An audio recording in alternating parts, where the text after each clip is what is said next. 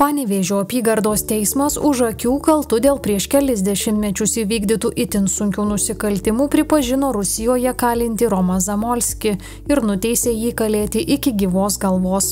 Tokios pačios griežčiausios laisvės atėmimo bausmės prašė prokuratūra. Teisėjų kolegija nusprendė, kad nusikaltimus vyras įvykdė būdamas pakaltinamas.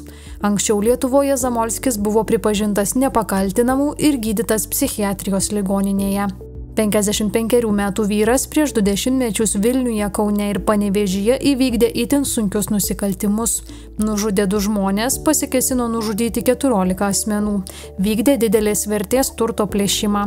Daugelį metų vyras buvo ieškomiausias įtariamasis Lietuvoje. Pagal Baudžiamo kodekso 63 straipsnio 5 dalies 3 punktą paskirtas bausmės subendrintus griežčiausia bausmė atimant kitą švelnesnę skirti jam galutinę subendrintą bausmę laisvės atimimą iki gyvos galvos.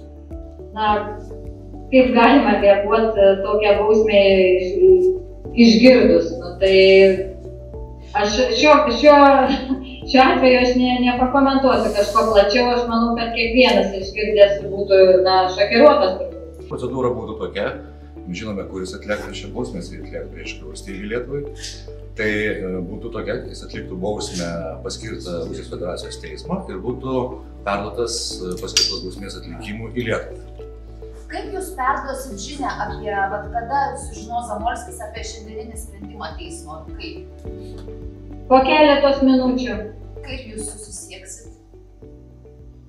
Per jo sutuoktinę, Messengeriu, kaip ir visada.